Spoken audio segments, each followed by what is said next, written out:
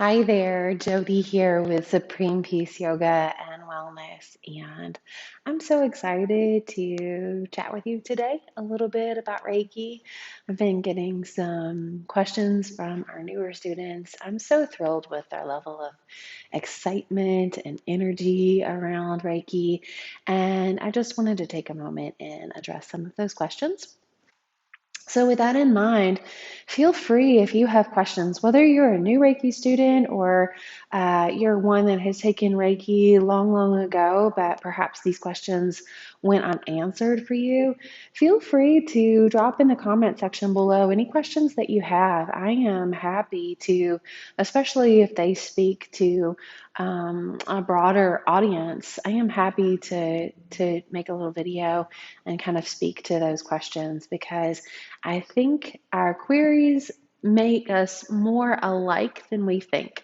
Sometimes we have these questions and we think we're the only ones that have these questions, and it's just not true. And I have the privilege of hearing a lot of those commonalities, and I'd like to just reflect that back to all of you. So today's big question is Reiki is hard. When something is new and it's hard and we don't know where to go, we don't know how to start, right? We get all excited in Reiki training and we're all abuzz because everyone is all abuzz and we can feel things and you have a teacher there to encourage you. And then you get home and you're like, but I don't feel it, or I don't know where to start, or I don't remember where to start. Well, first of all, that's normal. Every time, think about, just for a moment, think about any time you have ever tried something new. Anytime you've ever started a new school or educational program. Anytime you maybe started a new habit like yoga or meditation. Anytime you tried to learn something new. I mean, think all the way back to childhood, to reading. Or any kind of eating or exercise plan, any of those things where we have tried to shift things or learn something new, how challenging that was. For me, one of the things as I was reflecting and thinking about this video, one of the most recent things for me within the last year, as of the taping of this, is that in the process of COVID kind of blowing up in 2020, I had to learn really quickly how to teach yoga via Zoom. And it was something that I had put off for many years and never learned. And reflecting back on those early months, I mean, I was exhausted. It would take me at least, like on a good day, at least 3 to 4 hours outside of the teaching of the class to process the video and work through any AV kinks and all of those things. And I was absolutely exhausted. Today, a year later, I can teach a Zoom class, set up and teach a Zoom class with maybe only 10 to 15 minutes longer than it takes me to just teach, like to show up and teach a regular class.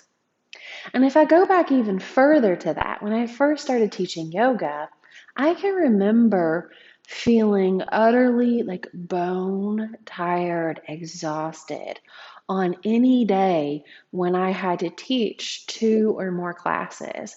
And it wasn't physical exhaustion as much as the mental aspect because I was always on. My brain was having to work really hard because I was doing something new. And when you were learning to do Reiki for the first time, the same thing is happening to you. So, the first piece of advice I would give you is to remember what it's like to learn something new and to give yourself a break. The other piece of advice is to start small. So give yourself a break and start small. When we're children and we're learning how to read, somebody doesn't plop an episode or a Moby Dick in front of us and say, "Pick it up, kid, and read." No, we start by identifying letters, and we learn our letters first and what they sound like and what they look like. And then when we know those really well, we work our way up to really small sight words that we can identify and match with pictures and begin to learn those. And then finally, we work our way up to phrases and sentences, and paragraphs, and eventually little chapter books. And then we can read big novels if we choose to, or dive into, later in life. Um, you know, Professional journals, those kinds of things. But it builds slowly. And the same thing is true for Reiki. So give yourself a break and start small. Reiki truly is no different than anything else when you're learning something new. So, what is the smallest thing that you can imagine doing that would bring Reiki into your life? The smallest, if you break it down to just a letter of Reiki, if we're comparing it to reading, what would that look like in your life? I like to share something called root rituals. Root rituals. And root rituals are a small, meaningful way that you can bring something into your life in a way that nourishes you. So when doing Reiki or yoga or anything, I like to break it down to its very teeny tiniest element, and then how can I bring that in a meaningful way into my life that nourishes me rather than depletes me and exhausts me?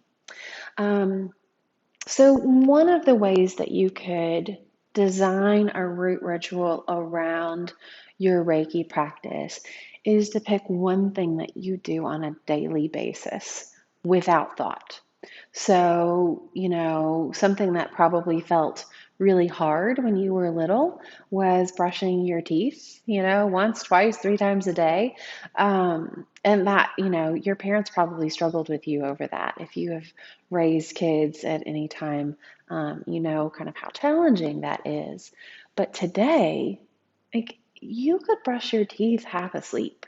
Like, you just know, like, these are the times that you brush your teeth each day. This is where all of your things are.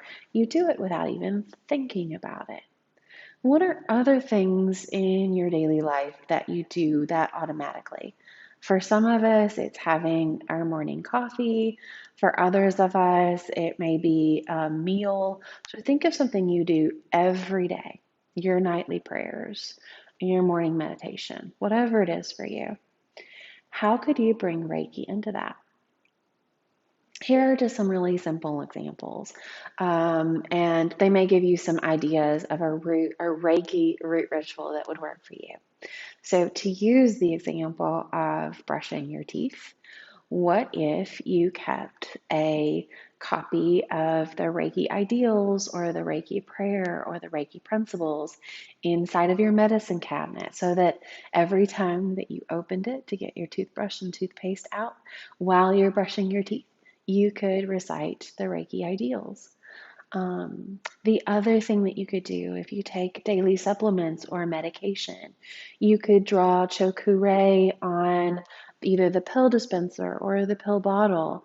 That way, each time you opened up to take those supplements or those medications, it's already infused with Reiki energy, but you could focus on imagining that Reiki energy going down into your body for helping the supplements or the medication being optimized in your body, reducing any side effects that may be a part of medications. Another way, if you shower daily, you can envision Reiki energy kind of coming through the water. Our water does um, really hold Reiki energy, and so you can just imagine it flowing down around you. The Reiki meditation that I offer in level one, and I'll put a link to a guided version of that on this video, but that is a great way to bring Reiki into your daily life. Now, a lot of these I did were around hygiene, and part of that is just because Hygiene is something that we do on a regular basis, on an everyday basis, that we don't have to think about too much. And so, that's just something that's pretty common to most of us. But if you have another piece of your daily routine that you do, feel free to infuse that. Infuse your food at dinner every night with Reiki, if that works for you.